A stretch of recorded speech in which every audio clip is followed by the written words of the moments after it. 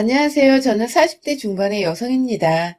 매번 글을 보내버려 썼다가 지우개 반복하며 마음으로만 늘 수백 번도 사연을 더 보내봤던 것 같은데 이번엔 정말 작정하고서 2020년에 제 마지막 일과라는 생각으로 다시 한번 도전을 해보네요. 쓰기까지 많은 용기와 결단이 필요했는데 욕보다는 진심 어린 질타와 응원 부탁드립니다. 물론 여기서 욕은 저 말고 제가 앞으로 써내려갈 사람에 대한 욕을 말합니다. 저는 23살에 남편과 맞선을 보고서 곧장 다음 해에 시집을 왔으니 어느새 결혼한 지가 20년이 넘었습니다. 참 어리고도 세상에 대해 아는 것이 없었던 철없던 때에 덜컥 새 신부가 되어버렸죠. 그땐 세상이 그리 옛날도 아니었고 저희 부모님이나 남편 그리고 시댁까지 모두 교육은 제대로 받으셨던 분들이어서 충분히 공부하고 직장도 얻고 하고 싶은 것을 해보다가 느지막이 결혼을 해도 되는 시기였어요. 하지만 그 당시 저는 무슨 이유에서인지 대학 졸업을 하고도 하고 싶은 것, 그렇다고 할 줄 아는 것이 정말 한 개도 없었고, 무능력하고 기댈 것이 없다고 생각되는 저 스스로를 마주하는 일은 생각보다 더 괴롭고 비참했습니다. 친구들은 저마다 취업을 하거나 어학연수를 떠나고, 심지어 연애를 해도 인생 고민이란 걸 할 틈도 없이 다들 즐겁게 하던데, 제게는 옆에 사랑한다는 말할 수 있는 짝도 없고 뭣도 없고 정말 기껏 대학까지 나와놓고서 이뤄놓은 것이 하나 없는 어린 여자애였죠. 아마 저희 친정 부모님은 이런 저의 상황을 누구보다 먼저 눈치채셨을 것 같아요. 매일 보는 딸아이의 얼굴이 날이 갈수록 아무래져 가고 있으니 본인들 머릿속도 무지하게 복잡했을 겁니다. 자식이라고는 아들 하나 딸 하나. 그러니까 제가 부모님께는 사랑하는 막내딸이자 늦둥이 애기였는데 자식의 앞날 걱정하며 마음고생하는 꼴이 본인들 입장에선 절대로 두고만 볼 수가 없었던 것이죠. 그때부터 저희 엄마는 미친 듯이 제게 남자친구를 만들어주고자 맞선 자리를 주선하고 다니셨어요. 더 정확히는 제가 결혼할 사람을 만나 그냥 시집을 가는 게 낫다고 생각을 하셨던 것이죠. 정말 안 만나본 사람이 없었습니다. 아빠가 개인병원에서 페이닥토 일하시는 의사셨는데 그 덕인지 아빠와 같은 직종의 전문직 종사자들도 만나봤고 아빠 후배의 아들이란 사람도 만나봤고 그도 성에 안 차니 아예 직종을 바꿔서 인문계열 회사원이나 연구원 등 세일 수도 없이 많은 사람들을 무작정 끌려나가 만나봤어요. 여러분, 생각을 해보세요. 제가 겨우 20대 초반에 벗어났었는데 남자 보는 눈이 제대로 있었겠습니까? 그저 외모가 내 스타일이고 대화가 잘 통해야 이 사람이 최고네 하면서 금사빠처럼 빠져버릴 때였죠. 이걸 간과하지 말았어야 했는데 저희 부모님은 그저 딸이 얼른 시집가서 좋아하는 남자 옆에서 내조나 하며 편하게 살길 바라셨던 바람에 직업 좀 괜찮다는 사람은 죄다 제게 소개를 해주셨고 저도 결국 그게 부모님의 마지막 바라기란 거 알아서인지 어떻게든 상대를 찾아보려 하다가 진짜로 찾았습니다. 지금의 남편, 저와는 20년을 함께 살고 있고 고생은 좀 했지만 자식도 셋이나 낳아서 지지고 볶고 잘 살고 있는 우리 신랑 말이죠. 처음엔 그 나이대 여자애들처럼 외모만 보느라고 조금만 잘생긴 사람 같다 싶으면 애프터도 받아줬고 하루 정도 더 만나서 커피도 마시거나 영화를 보기도 했었는데 생각보다 저와 대화가 안 통하더라고요.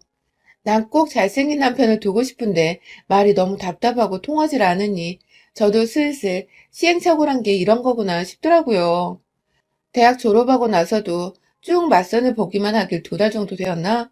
새로운 상대 만나러 나가는 길도 이젠 너무 부담스럽고 따분하기까지 하고 내가 그가 너무 겉모습만 봤나 싶어서 살짝 반성을 하던 그때 우리 남편이 나타났어요. 외모는 그냥 딱 보통의 남자였는데 사람 참 깔끔하고 단정한 것이 볼수록 좋더라고요. 거기다가 다른 남자들과는 달리 저와의 대화가 참 잘 통했다는 점이 절 단시간에 남편에게 빠져버리게 만들었죠. 개그 코드가 똑같아서 지나가다 어느 취객이 트럼을 꺽 하고 지나쳤는데 그걸 기분 나빠해야 하는데 둘이서 웃겨 죽겠다며 길목 한가운데서 배꼽 잡고 웃은 것부터 시작해서 서로의 이름을 서로가 처음부터 잘못 알고 있어서 틀린 이름으로 부르다가 뒤늦게야 통성명 제대로 하고서는 또 그게 웃기다고 껄껄거리고 있고 한마디로 남이 안 오는 지점에서 둘이서만 웃겨 죽으려 한다는 것 자체가 유머 코드가 아주 잘 통한다는 것이었죠. 그렇게 남편과는 처음부터 결혼을 전제로 한 맞선이었기에 연인이 되기로 한 후 곧장 결혼 준비에 돌입했고, 그때부터 사귄 지 한 달도 되지 않았는데 서로의 부모님께 인사도 드리고 양가 부모님을 모셔놓고 상견례까지 치러버렸습니다. 애초에 양가 부모님도 저희가 결혼을 전제로 만나러 나간다는 사실을 아셨기에 크게 놀라실 것도 없으셨고, 저희는 순식간에 척척 결혼식까지 완료하고는 정신 차려보니 신혼집에 들어가 있는 신혼부부가 되었어요. 분명 얼마 전까지 졸업 후 뭘 해야 할지 몰라서 답답해하고 있던 저였는데, 참, 인생은 한 치 앞을 알 수 없는 것이라는 걸 그때 전 몸소 체험할 수 있었죠. 그렇게 시집을 오니 참 좋았어요. 양가 부모님이 경제적 여유가 있어서 신혼집이며 새로운 살림의 시작 단계가 비교적 모두 다 수월했고, 시부모님께서도 참 쿨하게 뭔가 신세대 같아 보였던 것이 시집 잘 갔다는 생각도 많이 들었었죠. 특히 시어머니는 처음 신혼집을 구할 적부터 살림살이 채울 때 저희 엄마와 함께 셋이서 다니시면서 꼭 친정 식구도 같다면서 무척이나 즐거워하셨어요. 잘 지내주는 양가 어른들 모습에 저도 신랑도 무척 감사했고요.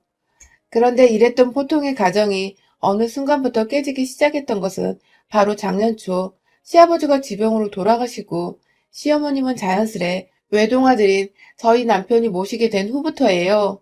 그간 시어머니와 워낙 잘 지내왔고 또 결혼 생활한 게 벌써 강산이 2번이나 변했었기에 제 아무리 시자가 붙는 사람이라 해도 당연스레 생각하며 시어머니를 집에 모셔왔어요. 방 하나 비워서 어머니 손잡고 다니며 방 꾸미는 것도 함께하고 내내 어머니 건강 생각해서 애들 식단에 남편 밥 그리고 어머님 식사까지 3가지를 챙겨가며 부엌에서 거의 살다시피 하며 살아갔습니다. 애가 셋이다 보니 정말 정신이 없기도 했고 또 하나둘 입시 시험을 치를 때가 다 와가다 보니 예민해져 있기도 해서 제가 챙겨야 할 것들이 한둘이 아니었죠. 그런데 시어머니가 저희 집에 들어오시고 한 반년 정도는 정말 저와도 잘 지냈어서 편히 지내시는 줄 알았는데 글쎄 남편한테 제가 어머님 눈치를 줘서 본인 마음이 불편하다는 소리를 하신 겁니다. 전혀 상상도 못한 일이었고 남편을 통해 그 얘기를 듣고는 완전히 뒤통수를 맞은 기분이었죠. 어찌저찌 그날 바로 남편을 대동해 시어머니와 함께 대화를 나누며 오해를 풀긴 했습니다. 저는 평소대로 어머님을 대해드렸고 신경 정말 많이 쓰며 보살펴드리고 있다는 생각했는데 그런 생각을 하고 계신 줄은 몰랐다고 했고 어머님은 제가 곧장 이런 말을 하니 본인도 민망하셨는지 그냥 했던 소리라며 오히려 남편한테 왜 이상하게 말은 전했냐고 애써 나무라셨죠. 뭔가 이상하긴 했어요. 전혀 눈치 보실 성격이 아니신데 눈치 보인다는 소리를 하신 것 자체가 좀 꺼림칙했지만 처음 며느리와 함께 지내시느라 불편한 점들은 있을 수도 있겠다 싶어 더 신경 써드리려고 마음을 먹었어요. 하지만 이 일은 시작에 불과했죠. 시어머니는 그날 이후부터 또 한동안 잠잠하다가 정말 뜬금없이 저와 이웃집 제 친구의 남편, 제 아이의 친구 아빠인 사람과의 관계를 의심하기 시작하신 겁니다. 정확히는 11월 말부터니까 2020년 연말 내내 이 의심을 품고 터뜨리고 아주 난리를 피워대셨죠. 잠잠하던 집에 불을 제대로 끼얹은 겁니다. 그 의심의 상대남은 바로 저희 집 위층에 사는 이웃집 언니의 남편이에요. 저희 둘째 아이하고 같은 반을 여러 번 해서 알게 된 사이이고 그 집 언니가 저랑 2살 차이라 몇 없는 또래라며 거의 10년을 함께 돌도 없는 동네 절친으로 지내고 있고요. 남편들끼리는 애들 데리고 자주 운동하러 나가줘서 가족끼리는 다 같이 친하게 지내고 있는데 어느 순간 시어머니가 자기 방에서 자꾸 소음이 들린다며 밤마다 잠을 못 잔다고 따져야겠다며 혼자 팔을 걷어붙이고 위층으로 올라가려 하시더라고요. 딱 봐도 싸움을 일으킬 것만 같은 그 태도에 저는 급 당황을 하며 시어머니를 막아섰죠. 그간 잘 지내고 있었던 이웃 사촌이 있고 한 번도 소음이란 걸 들어본 적이 없는 집인데 갑자기 잠도 못 잘 정도로 들린다고 하시니 분명 오해가 있을 수 있다는 생각을 한 것입니다. 그래서 싸움부터 일으켜 서로 얼굴 붉히기 전 제가 조심히 먼저 말을 꺼내보기로 한 것이죠. 시어머니를 대신해 위층으로 올라가며 도대체 어떻게 말을 해야 할까 무지하게 고민을 했어요. 겨우 문을 두드리니 집에서 언니 말고 언니 남편, 제가 늘 편하게 오빠라고 부르는데 오빠가 문을 대신 열어주더라고요. 저도 그 시간에 보니 반가워서 오, 오빠! 하면서 자연스레 집 안으로 들어갔습니다. 안에서 언니가 들어와! 하면서 제 목소리를 알아채고 불러줬거든요. 들어가서는 최대한 기분 안 나쁘게 시어머니 얘기를 하다가 소음 얘기를 꺼냈어요. 그런데 보니 시어머니 방 위층에 위치한 그 방은 아이들 공부방으로 쓰이고 있어서 밤에 소음 내는 게 불가능한 공간이더라고요. 역시나 시어머니가 무작정 오셔서 화부터 내셨더라면 오해가 쌓여 일이 더 커졌겠다 싶어서 마음의 안도감이 불어왔죠. 언니는 영문도 모르고 소음이 자기 집에서 나는지 확실하지도 않은데 뭐가 그리 미안한지 계속 미안하다고 더 조심하겠다고 사과를 했고 저도 그런 언니한테 너무 미안해서 몇 번이고 우리 시어머니가 나이가 있어서 예민하다며 불편하게 미안하다고 사과를 하다가 좋게 좋게 대화를 마무리 짓고 다시 집으로 돌아왔습니다. 그런데 그날부터 우리 시어머니는 제가 남자 있는 집에 들어가서 한동안 안 나왔다고 그 집 안에서 그 남자랑 무슨 일이 있었는지 모르겠다며 혼자서 미친 사람 마냥 제 불륜을 오해하고서는 막 혼자 모골이 화가 났는지 한참 뚱해 계시다가 결국 그 오해를 혼자 안 풀고 그대로 동네에서 사귄 자기 지인들한테 다 전달을 해버렸더라고요. 단순히 뒷담화를 넘어서 아주 노골적으로 이 소문이 퍼지도록 자기 며느리가 불륜녀가 되는 것을 아랑곳하지 않고 말을 퍼뜨리기 시작했고 결국 이 얘기를 들은 시어머니 친구분들은 또 자기 집에 가서 자기 며느리들한테 퍼뜨리고 그 며느리들은 또 여기저기 자기 아는 사람들한테 말을 전달했을 거고 결국 그 어처구니 없는 소문이 온 아파트 안에 삽시간에 퍼져버렸습니다. 또한 처음 사실과는 다르게 제가 그냥 아파트 안에 어느 유부남과 사귀는 중이라고 집에 와이프 없을 때 안으로 들어가 유부남과 불륜을 저지르는 상간 전문녀라며 조심하라는 그런 어처구니 없는 소문이 정말 집집마다로 다 퍼져버린 것이죠. 정말 순식간에 소문의 당사자, 그것도 애가 셋이나 있는데 불륜의 당사자가 되어버린 이 황당하고도 기가 막힌 상황. 더 웃긴 건 전 이 소문의 주인공이 저인 줄도 모르고 그냥 제가 싫어 죽겠는 사람들이 저한테 티 안 내고 어느 미친년이라 돌려 말하며 소문을 전달해 주는데 전 그것도 모르고 혼자 맞장구를 치면서 별 또라이년이네 라고 했답니다. 저를 향해 또라이라고 하니 당시 소문을 전달해 주던 사람들은 얼마나 제가 가소롭고 미웠겠어요. 게다가 장을 보러 가거나 가끔 운동한다고 저녁에 막내 데리고 밖을 나가면 사람들이 인사도 안 받아주고 괜히 저를 한 번씩 더 흘겨보는 것만 같고 마스크를 써서 잘 모르겠지만 사람들 눈에는 제가 완전히 찍혀버린 것만 같았던 너무 기분 나쁜 일들이 연속적으로 일어났어요. 심지어 아파트 앞 마트 사장님은 물건 계산할 때 틱틱 던져가며 바코드를 찍어주시더니 급기야 카드 주란 말도 안 하고 카드를 받아 채가서는 결제를 하고 영수증 달란 말을 하기도 전에 제 영수증을 갈기갈기 찢어버리더니 쓰레기통에 던져버리시더라고요. 제가 황당해서 멀끔멀끔 쳐다보고 있으니 급기야 다음 손님 있는 거 안 보여요? 하면서 화를 덜컥 내버렸어요. 늘 인사를 해주시고 따뜻하게 대해주시던 이웃분이었는데 정말 충격이었어요. 뭔가 단단히 잘못되었다는 생각을 하던 찰나 이 소문은 결국 위층집 언니한테도 퍼지게 되었고 언니는 남편이 바람이 났다고 하니 바로 눈이 뒤집혀서는 그리고 동시에 그 상대가 저라는 소문에 의심의 꼬리를 물고 또 물다가 결국 혼자서는 도저히 안 되겠었는지 저희 집으로 들이닥쳤습니다. 본인도 화로 가득 찬 상태에서 어떻게 제가 그럴 수 있냐고 따져 물으려던 참에 소문을 다 저에게 털어놔 주더라고요. 네가 진짜 내 남편이랑 그렇고 그런 사이냐는 질문은 당연히 처음부터 던졌고요. 언니의 눈에는 의심으로 가득 찬 제 눈물이 내내 고여 있었고 저는 도대체 어떻게 그런 소문이 난지 모르겠다며 마지막으로 언니네 집에 간 게 저번 층간소음으로 찾아간 게 전부인데 어떻게 그러냐며 더군다나 언니네 남편은 맨날 출근하니 집에 있던 날은 그날뿐이지 않냐면서 저도 이 앞뒤가 안 맞는 소문이 도대체 어쩌다 났는지 모르겠다고 너무 억울해서 방방 뛰며 눈물을 흘렸어요. 애가 셋인데 소문 때문에 이제 어떻게 사냐고. 애들도 아냐며 애들 생각에 눈물이 도저히 주체가 안 돼서 숨이 넘어갈 정도로 헉헉거리기까지 했네요. 제 얘기를 듣고 제 꼴을 보니 언니도 그제야 아차 싶었는지 그러고 보니 내가 진짜 말도 안 되는 얘기를 너랑 끼워 맞추고 있었다면서 입을 틀어 막더라고요. 언니는 남편이 소문 당사자니 이성적으로 생각할 겨를이 없어 눈부터 뒤집힌 건데 정말 주부인 자신이 내내 틀어박혀 살고 있는 집안에서 어떻게 자기 남편이 자기 없는 사이에 저와 불륜을 저지를 수 있겠냐며 우리 남편 그날 이후로 한 번도 월차를 쓴 적이 없다면서 오히려 그때부터 소문의 진상을 도대체 그 소문이 어디서 퍼진 건지 따져보기 시작한 거죠. 다행히도 소문의 진상은 쉽게 파악이 되었어요.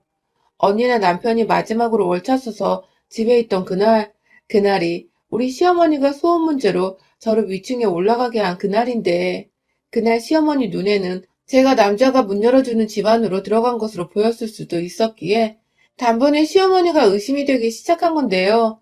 둘이서 아예 작정을 하고서 소문의 꼬리를 물러다녔어요. 언니는 언니대로, 저는 저대로 소문 전달해준 사람 찾아가 물어보고, 또 물어보고, 심지어 마트 아줌마한테까지 찾아가서 소문을 어디서 들었냐고 다짜고짜 캐묻기 시작하기로 꼬박 4시간 정도 되었나? 이 아파트에 주부들이 하도 많으니까 대낮부터 사람 찾는 건 일도 아니었고 그렇게 따라가 보니 결국 우리 시어머니 절친으로 알고 있던 그 할머니가 마지막으로 잡혔습니다. 언니랑 둘이서 씩씩거리며 그 할머니 집을 알아보겠다며 경비실을 찾는데 희미하게 1층 주차장 너머에 있는 정자에 우리 시어머니가 보이더라고요. 저도 모르게 무작정 정자로 뛰어가니 어머니 친구분이 그 할머니도 같이 계셨어요. 우르르 한두 명 아니고 비슷한 또래의 서너 분이 더 앉아 계셨죠. 단번에 우리 시어머니 며느리란 거 알아챈 그분들은 어머머머머 하면서 저한테 삿대질하며 전현이 왜? 하면서 제가 여기 왜 왔냐고 따져 물으시려 하더라고요. 그 꼴을 보자마자 그 할머니를 억지로 일으켜 세워 저도 모르게 소리를 질러댔어요. 제가 바람 핀다고 누가 그랬어요? 제가 누구남 집에 들어간다고 누가 처음 말했어요? 하면서 오가는 사람들 급기야 경비실 아저씨까지 따라와 말릴 정도로 막 난리를 피워대며 헛소문 퍼뜨린 죄로 경찰에 무고죄를 신고할 거라고. 이거 멀쩡한 사람 명예훼손 한 거예요. 알아요? 하면서 저도 잘 모르는 법을 들먹이며 경찰이고 고소고 막 험한 말들을 꺼내니 이 노인은 겁을 덜컥 먹고는 몇 번이고 우리 시어머니를 번갈아 쳐다보다 결국 지그시 손가락 하나 치켜들더니 시어머니 가리키면서 그러더라고요. 너희 집에서 나온 소문은 왜 나한테 그랴? 하면서 그 말은 다 우리 시어머니한테서 들었다며 결국 이시직고를 한 할머니. 그 자리에서 사람들 보는 앞에서 소란스럽다고 하나둘 정자 쪽을 내다보기 시작한 주민들이 베란다 곳곳에 보이는 와중에 시어머니 멱살을 끌고 잡아 나왔어요. 그대로 왼발로 끌려오는 시어머니고 뭐고 사람들이 웅성웅성 거리는 소리가 들리건 말건 상관없이 그냥 오로지 제 상황, 제 기분 생각하며 질질 끌고서는 집 안까지 들어왔죠. 소파에 내팽개쳐놓고는 술 처마셔서 그런 소리 하고 다녔냐고 물어보니 처음엔 자신은 모르는 일이라며 계속해서 잡아떼는 겁니다. 저번에 남편한테 제가 눈치 준다고 이간질을 했을 때부터 낌새를 알아차려야 했는데 이제 보니 아들과 한 집에서 살며 아들 사랑 독차지하고 이왕이면 피 안 섞인 며느리는 좀 떨어져 나가줬으면 좋겠다 싶으셨나 보더라고요. 어디서 시어머니한테 무리하게 구냐며 저희 친정엄마까지 언급하면서 버르장머리 없어서 싹수가 노란 줄 진작에 알았다며 궁시렁대던 시어머니는 급기야 네 년이 남자가 문 열어주는데 들어가서 안 나와놓고 왜 나한테 지랄이야? 하면서 본인이 결국 그 소문을 낸 당사자인 것을 그러니까 그날 층간소음 해결하러 올라가는 저를 보고서 오해를 했다는 것을 시인하더군요. 그 순간 저도 모르게 욱해버렸는데 확 뺨이라도 때려버리려다가 바로 옆 찬장에 있던 와인병 하나 꺼내들어서는 시어머니 정수리 위에서 들이부어버렸습니다. 한참 들이붓다가 그러니까 당신이 그 소문을 낸 당사자라고? 라고 재차 물으니 그제서야 쫄려서는 아고 나 죽네 나 죽어 시엄마가 말 좀 전달했다고 이러네 나 죽네 라더군요. 손주들한테 미안하지도 않은지 애 엄마가 불륜 전문녀로 낙인이 찍혔는데 말 좀 전달했다는 시어머니. 가만둬선 안 되겠더라고요. 한 병 더 들이부으려고 가장 저렴한 와인 하나 찾으려는데 어디선가 구수한 육수가 제 뒤에서 시어머니를 향해 철푸덕하고 와장창창 부어져서는 콸콸콸 시어머니 몸을 타고 바닥으로 흘러내리기 시작했습니다.